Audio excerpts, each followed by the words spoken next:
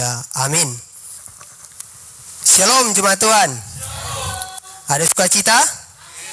Puji syukur hari ini kita masih dapat beribadah di hari ini. Dan terlebih lagi saya mengucap syukur atas kesempatan yang diberikan. Karena hari ini adalah perdana dalam hidup ini saya naik mimbar.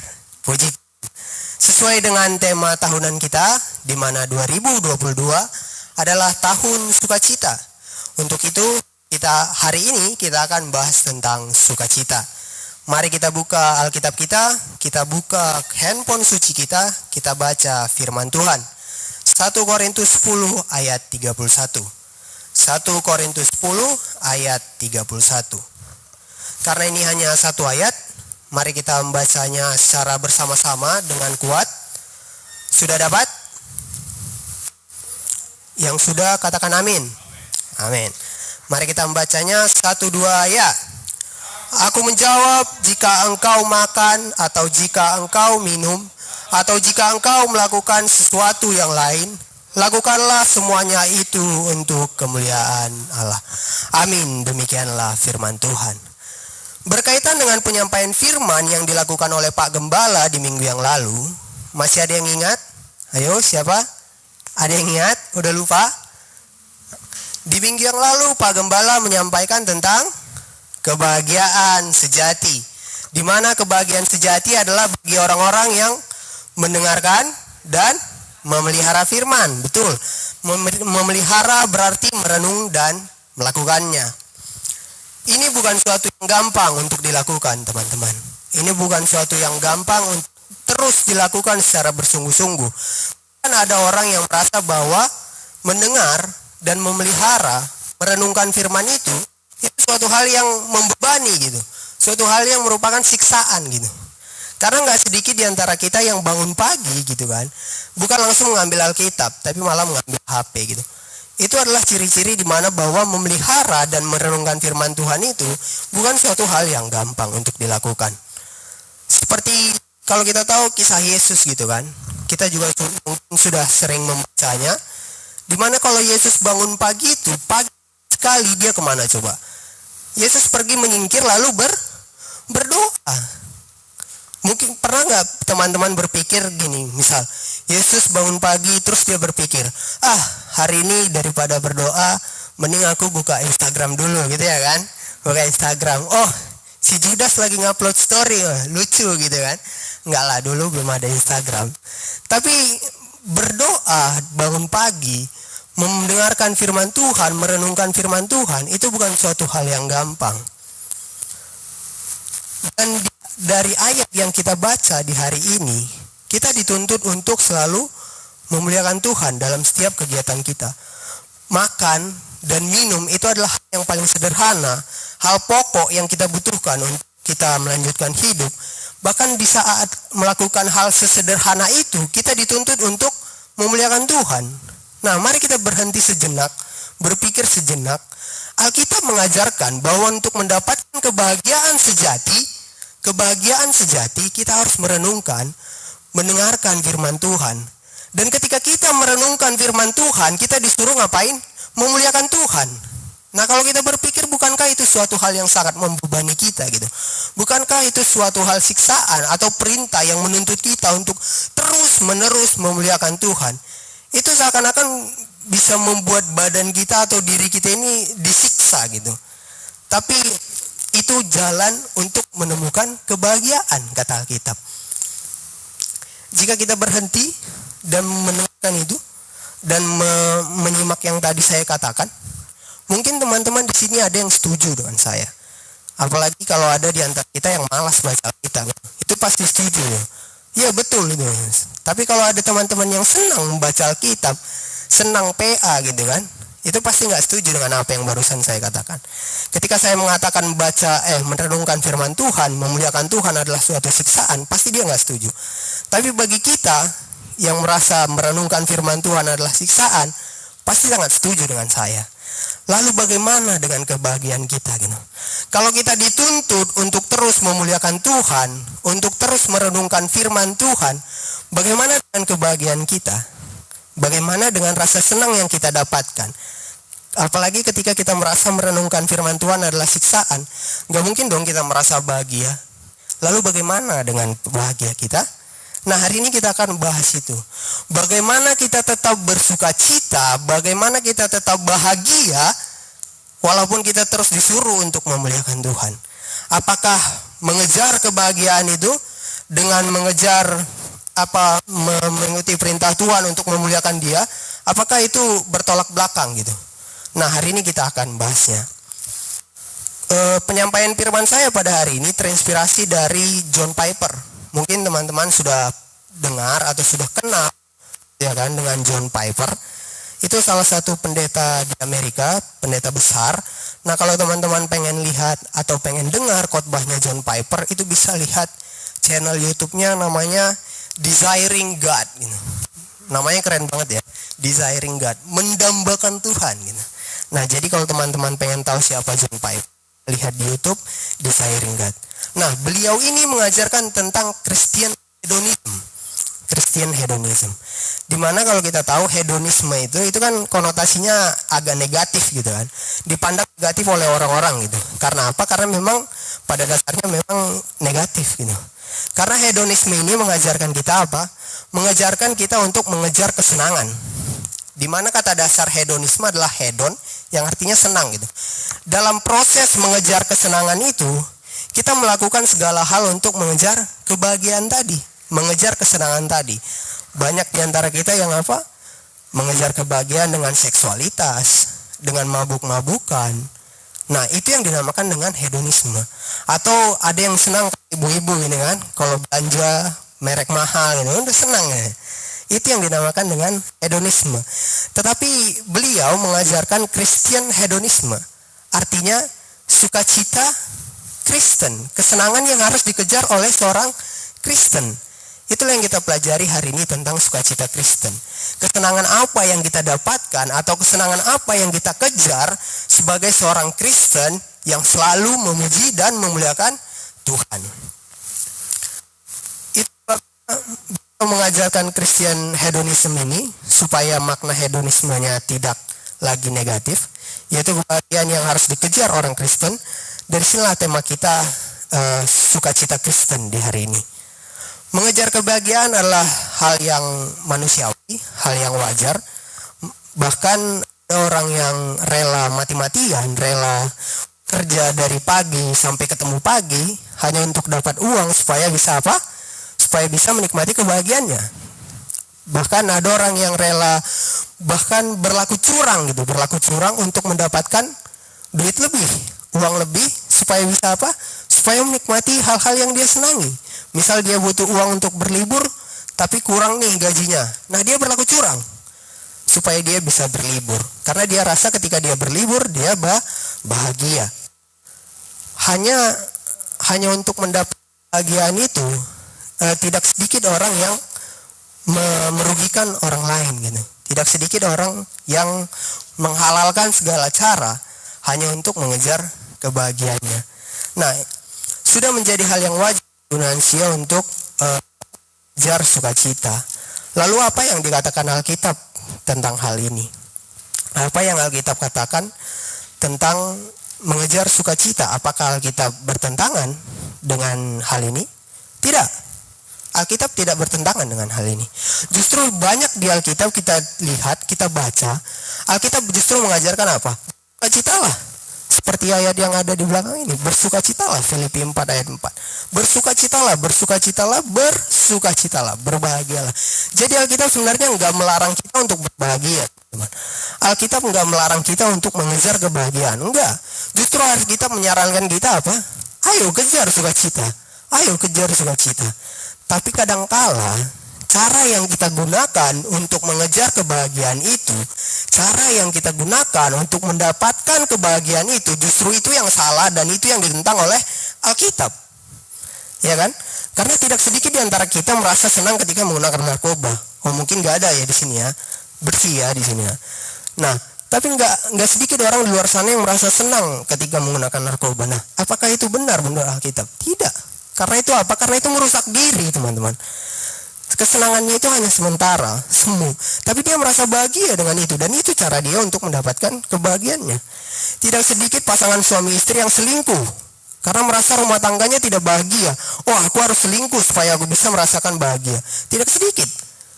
Nah, apakah cara yang seperti itu yang berkenan dengan yang diajarkan Alkitab? Tidak. Jadi bukan berarti Alkitab melarang kita untuk mengejar kebahagiaan, bukan berarti Alkitab mengajarkan kita untuk tidak bahagia, tetapi cara yang kita gunakan yang salah. Lalu cara seperti apa yang benar untuk mengejar kebahagiaan? Yang seperti dikatakan Pak Gembala di minggu yang lalu. Orang yang berbahagia adalah orang yang mendengarkan firman Tuhan dan memeliharanya. Namun kebanyakan cara yang kita lakukan itu memang salah. Alkitab mengajarkan kita kebahagiaan sejati adalah kebahagiaan dengan mendengarkan firman Tuhan dan melakukannya. Tetapi cara yang kita ambil, oh tidak Tuhan, tidak seperti itu Tuhan. Aku bahagia ketika aku dapat mobil baru. Aku bahagia ketika aku dapat rumah baru.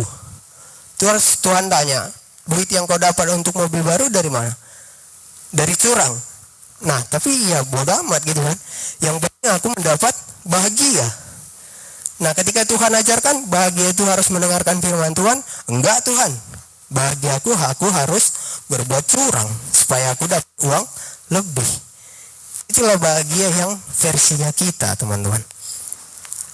Sungguh suatu hal yang sangat kontras ya. Bagaimana Alkitab mengajarkan ini nih jalan kebahagiaan, sedangkan kita pilih ini jalan kebahagiaan ke Tuhan. Kita bisa lihat bedanya. Tuhan bilang, baca Alkitabmu, renungkan, muliakan aku. Sedangkan kita, enggak Tuhan, aku mau ini, aku yang mau jadi mulia. Itu adalah kebahagiaan versinya kita. Bahkan, kalau kita melihat teman-teman, sebenarnya kalau kita dari sudut pandang kemanusiaan nih, orang normal ya, orang normal yang orang wajar gitu lah ya, orang yang kita anggap wajar. Mendengarkan firman Tuhan di pagi hari, berdoa, baru malam sebelum tidur mendengarkan firman Tuhan juga, lalu berdoa, itu seperti rutinitas yang sangat-sangat membebani kan memang. Seperti rutinitas yang sangat-sangat melelahkan gitu. Bangun pagi, baca Alkitab, bahkan harus baca dari awal sampai akhir, dari kitab Kejadian sampai Wahyu. Terus pas di Imamat, pas kita baca, aduh kapan selesainya gitu ya kan, kapan siapnya ini Alkitab gitu kan. Itu kita baca, tapi kita dituntut untuk membaca itu semua. Kalau kita dari sudut pandang manusia awam, itu memang hal yang melelahkan. Apalagi ketika kita membaca Alkitab, yang kita temukan apa kebanyakan? Larangan, perintah, peringatan, ya kan? Bukan ketika misal kita misal clubbing gitu, yang kita ketemukan apa? Cewek seksi, minuman enak, ya kan? Nah, ketika kita baca Alkitab, justru yang kita dapat jangan begini, jangan begitu, jangan begini, jangan begitu. Nah, bagaimana kita bisa menikmati perintah yang jangan begini, jangan begitu dibandingkan cewek seksi dan kenikmatan? Nggak masuk akal kan? Nggak masuk akal sebenarnya. Tapi itulah jalan yang Tuhan tawarkan. Nanti saya akan jelaskan kenapa itu sebenarnya masuk akal dan sangat-sangat masuk akal.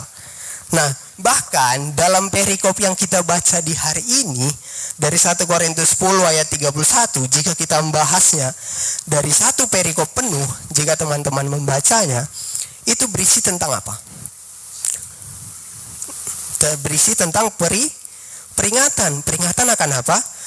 Paulus memberikan peringatan kepada Korintus, kepada jemaat Korintus, supaya jangan jadi seperti orang Israel. Isinya adalah peringatan. Orang Israel kita tahu seperti apa? Diselamatkan dari bangsa Mesir, dibawa ke padang gurun, kerjanya ngapain? Tegar tengkuk, mengeluh. Tuhan aku mau ini, Tuhan kasih, aku mau ini, bukan yang ini. Tuhan kami lapar, Tuhan kasih roti, enggak Tuhan kami mau daging. Kerjanya tegar tengkuk. Tuhan kami kepanasan, dikasih tiang awan. Kurang apa coba? Tapi mereka tegar tengkuk. Dan Paulus memperingatkan bahwa orang-orang seperti ini gak berkenan sama Tuhan. Makanya banyak dari orang Israel itu yang mati di padang gurun, gak sampai ke Kanaan. Jadi ini adalah peringatan yang disampaikan Paulus pada jemaat Korintus. Kita bisa bayangkan kan, bahkan perikop yang kita baca di hari ini yang menyuruh kita untuk memuliakan Tuhan, itu berisi peringatan. Ditambah lagi setelah kita diperingati di bagian ujung di ayat 31, kita disuruh apa? Memuliakan Tuhan di dalam setiap kegiatan kita. Saat kau makan, minum atau melakukan segala sesuatu, muliakanlah Tuhan. Ini penafsirannya bisa banyak teman-teman. Sebenarnya penafsirannya bisa banyak. Tapi salah satu penafsiran yang menurut saya bagus gitu kan. Bayangkan gini. Makan, minum itu adalah kegiatan pokok untuk melanjutkan hidup. Betul? Betul kan? Makan dan minum adalah kegiatan pokok yang kita lakukan untuk melanjutkan hidup. Di saat kita makan dan minum, kita dituntut untuk memuliakan Tuhan. Yang artinya apa? Memuliakan Tuhan adalah hal pokok yang kita harus lakukan supaya kita hidup. Jadi kalau kita tidak makan dan minum, kita akan mati. Sama halnya dengan kalau kita tidak memuliakan Tuhan, kita apa? Kita mati. Penafsiran seperti itu menurut saya luar biasa. Jadi konotasinya makan dan minum adalah hal pokok yang harus kita lakukan. Maka memuliakan Tuhan juga adalah hal pokok yang wajib kita lakukan. Makin kesini makin terasa membebani gitu ya. Makin berat ini gitu ya. Ini seakan-akan menyusahkan kita dan membuat kita semakin berpikir, apa betul mengejar kebahagiaan itu dengan mendengarkan dan memelihara firman Tuhan. Waktu aku membaca dan mendengarkan firman Tuhan, yang kutemukan apa? Aku harus memuliakan Tuhan gitu. Apakah betul itu jalan kebahagiaanku?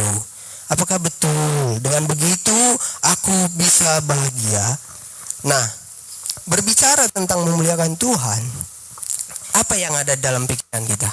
Apakah seperti yang tadi, bernyanyi, bersorak-sorai, mengucapkan kata-kata indah, memberikan pujian, Tuhan Engkau baik, Tuhan Engkau luar biasa, Tuhan Engkau maha agung. Apakah hanya sekedar begitu? Apakah itu memuliakan Tuhan inginkan? Enggak sekedar itu teman-teman. Nah, di sini kita akan masuk kepada poin di mana memuliakan Tuhan tidak hanya sekedar mengucapkan kata-kata indah tentang Tuhan. Karena kalau hanya sekedar mengucapkan kata-kata indah, itu bisa aja sebagai ucapan munafik dari mulut kita. Saat kita katakan Tuhan Engkau baik, tapi dalam hati kita apa? Kita nggak merasakan Tuhan itu baik. Itu munafik kan?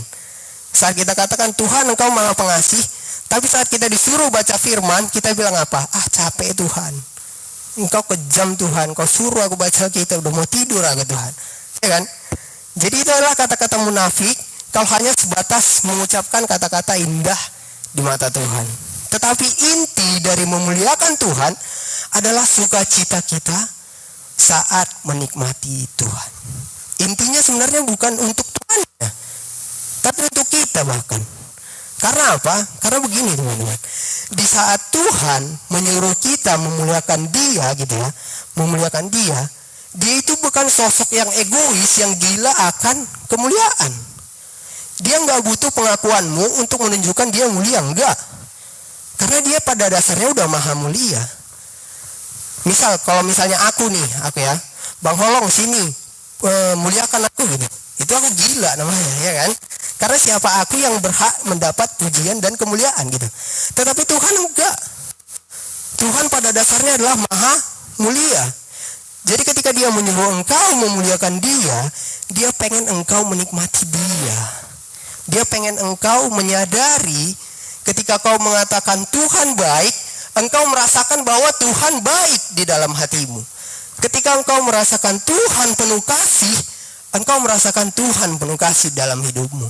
Itu yang pengen Tuhan mau. Jadi memuliakan Tuhan itu bukan perintah yang menunjukkan yang membebani kita, bukan. Seharusnya memuliakan Tuhan adalah suatu hal yang bisa membuat kita merasakan sukacita bahwa kita berada di naungan Tuhan yang maha kuasa, Tuhan yang maha mulia, Tuhan maha pengasih. Karena di saat kita memuliakan Tuhanlah, kita menyadari bahwa Dia itu indah gitu. Jadi bisa bayangkan ya, Tuhan yang maha mulia itu Ini sedikit ilustrasi mungkin supaya mudah-mudahan ilustrasinya ini benar dan bisa ditangkap gitu.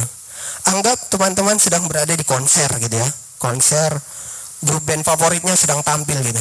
Atau K-pop gitu. K-pop siapa sini suka BTS gitu ya. BTS lagi tampil joget-joget gitu ya kan. Lagi joget-joget. Nah, ketika mereka memberikan performance terbaik, apa yang kita lakukan? Kita akan memberikan pujian, ya kan? Ketika mereka memberikan performance terbaik, apa yang kita lakukan? Kita akan merasa gembira, ya kan? Kita akan merasa gembira karena performance yang mereka berikan kepada kita itu sungguh menggugah hati kita. Maka ketika kita merasa gembira, kita ngapain? Kita melompat, kita bertepuk tangan, bahkan kita berteriak-teriak apa? Hore, hore gitu ya kan? Itu adalah bukti kita merasa gembira dengan performance-nya mereka. Sama halnya dengan Yesus, sama halnya dengan Tuhan gitu. Ketika Tuhan memerintahkan engkau untuk mendengarkan firman-Nya, untuk membaca firman-Nya setiap hari, di situ Tuhan ingin menunjukkan siapa dirinya melalui Alkitab yang kau baca gitu. Jadi setiap hari kau mendengarkan firman Tuhan, setiap harilah kau melihat Tuhan sedang konser. Jadi ketika kau bisa menikmati bandmu saat dia konser, maka seharusnya kau bisa menikmati Tuhan saat membaca firman-Nya. Karena dari firman-Nya lah engkau tahu bahwa dia adalah Tuhan yang maha indah, maha pengasih. Jadi inti dari memuliakan Tuhan adalah sukacita kita saat menikmati Tuhan. Jadi bukan karena Tuhan itu egois, bukan karena Tuhan itu gila kemuliaan, bukan. Tapi karena Tuhan sayang, Tuhan menunjukkan kasih-Nya. Ketika kau memuliakan aku, disitulah momen engkau mengekspresikan dirimu bahwa engkau menikmati kemahamuliaanku. Itu kata Tuhan. Jadi kalau kita datang ke konser, kita nggak menikmati performance-nya, apa yang kita lakukan? Kita diam kan? Maka teman-teman yang di sini yang baca Alkitab nggak menikmati Tuhan, berarti engkau berada di konser yang salah. Konsermu bukan konser Tuhan gitu. Tapi ketika kau berada di konsernya Tuhan, Tuhan suruh kau baca Alkitab. Oh, hari ini aku baca tentang Tuhan Yesus membuat mukjizat. Wow. Maka kau akan merasa, oh betul Tuhan itu maha kuasa. Maka kau akan menikmati Tuhan yang seperti itu. Sedikit berbeda dengan konser BTS dibandingkan Tuhan. Bedanya gini nih. Ketika siapa sini pernah konser? Ada yang pernah ikut? Nah, sering kan kita bilang kalau misalnya kita ikut konser itu semua masalah di belakang kita akan hilang, ya kan? Aku juga pernah ikut konser dulu 2017, konsernya Tulus. Padahal aku dulu nggak kenal Tulus, tapi ikut teman gitu kan. Konsernya bagus, mantap kali. Maka ketika aku ikut konser, semua tugas di belakang hilang. Semua tugas di belakang lupa gitu kan. Karena konsernya mantap kali. Dulu pas kami konser tuh hujan rintik-rintik, nggak peduli. Tetap nyanyi. Sudah sewindu, ikut nyanyi, lompat-lompat. Karena performanya baik sekali. Gitu kan. Nah, bedanya sama Tuhan apa coba?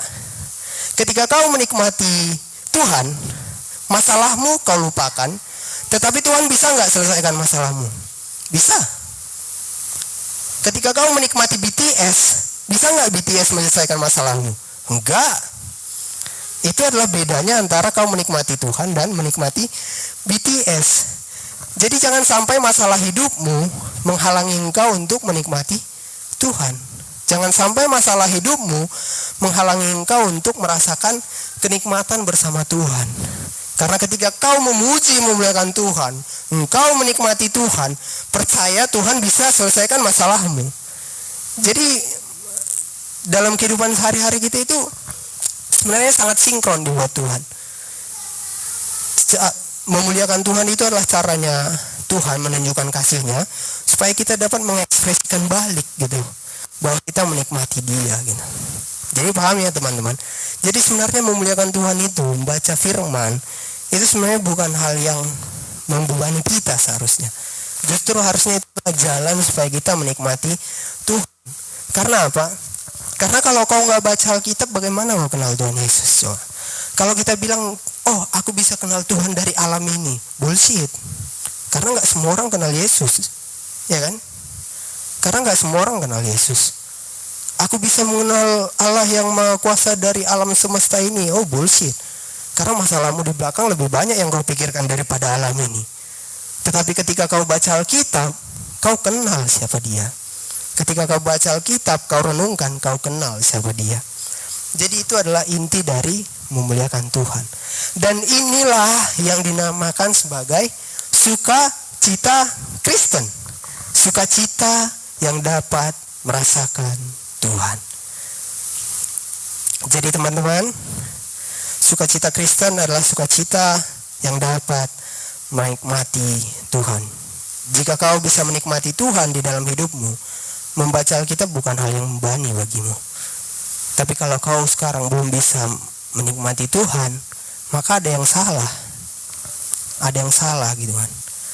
Kenapa kita gak bisa menikmati Tuhan, sedangkan ada orang lain yang begitu berkobar-kobar bisa menikmati Tuhan? Kenapa? Apa yang salah sama diri kita? Apakah kita ini makhluk yang makhluk yang gagal gitu kan? Tuhan ciptakan kita, oh kita produk gagalnya aja nggak bisa menikmati Tuhan. Oh bukan. Ternyata salahnya apa? Salahnya di desire-nya kita, keinginannya kita. Keinginan kita untuk mendambakan sukacita sejati dari Tuhan itu sangat kecil. Maka ketika kita ingin mencari kebahagiaan, yang muncul pertama kali apa? Kebahagiaan yang tampak di depan mata kita, yaitu kebahagiaan duniawi. Jadi karena niat kita untuk mengejar kebahagiaannya Tuhan terlalu rendah, maka kita hanya akan menggapai apa yang kita tampak di depan mata. Mengutip dari apa yang disampaikan oleh C.S. Lewis, mungkin teman-teman udah kenal gitu. Ada yang udah pernah ketemu. C.S. Lewis ini suka minum kopi nih. Nongkrong kerjanya. Oh enggak ya. Kata C.S. Lewis ini apa? Kita ini terlalu gampang dipuaskan, teman-teman. Kita ini terlalu gampang dipuaskan. Dengan sedikit minuman keras, dengan sedikit seksualitas, kita merasa udah dipuaskan. Padahal itu semua apa? Itu semua semu. Itu hanya kebahagiaan semu. Lalu ketika Yesus datang menawarkan kebahagiaan sejati melalui Alkitab, nah ini Alkitab, pelajari aku, muliakan aku, kau senang, kita nggak bisa sadari itu lagi. Karena apa? Karena mata dan hati kita ini udah tertutupi sama kebahagiaan duniawi. Kebahagiaan yang dunia tawarkan. Itulah kenapa kita disebut sebagai manusia yang gampang dipuaskan. Nilai kebahagiaan kita sangat rendah. Cetek. Jadi kalau kita belum bisa menikmati Tuhan, maka pikir-pikir lagi. Apakah aku orang yang gampang dipuaskan atau tidak? Ketika kita orang yang bukan gampang dipuaskan, maka kebahagiaan surgawi lah kebahagiaan kita. Kalau kita dengan kebahagiaan duniawi sudah bahagia, wah, matamu sudah tertutup untuk mengejar kebahagiaan surgawi. Gitu ya. Sedikit ilustrasi, kita ini sama seperti anak kecil itu. Siapa di sini yang waktu kecil suka main masak-masak? Di sini laki-laki semua ya, nggak suka main masak-masak ya. Siapa tahu? Oh ada ya, ada yang suka main masak-masak. Ketika main masak-masak gitu kan, anak-anak senang kali kan, ketawa, katanya dimakannya apa? Tanah gitu ya, dimasaknya gitu. Lalu mamanya datanglah mamanya kan, datang mamanya bilang apa? Ayo nak, kita pergi berlibur ke luar negeri. Anak-anak kecil yang nggak tahu apa itu berlibur ke luar negeri, dia pasti bilang apa? Nggak mak, nanti dulu, lagi seru aku main. Jadi ilustrasinya seperti itu teman-teman. Ketika kita sedang disibukkan mengejar kebahagiaan duniawi kita, minum-minum, seksualitas, lalu Yesus datang, ayo nak, ini kebahagiaan sejati. Enggak Tuhan, ini masih seru gitu ya. Kebanyakan kita kan gitu kan. Nah jadi kesimpulan bagi kita pada hari ini adalah, dan juga perenungan, sukacita kita adalah sukacita karena menikmati Tuhan. Harusnya seperti itu. Sukacita kita adalah sukacita yang menikmati Tuhan. Itu yang dinamakan sebagai sukacita Kristen, teman-teman. Ataukah masih banyak di antara kita di sini yang sukacitanya seperti anak-anak yang main masak-masak tadi, dengan sedikit minuman, dengan sedikit mabuk-mabuk, dengan sedikit nongkrong-nongkrong udah merasa senang. Lalu ketika diajak PA, diajak merenungkan dengan Tuhan, tidak mau, maka sadari lagi bahwa kebahagiaanmu adalah kebahagiaan yang cetek gitu, lemah.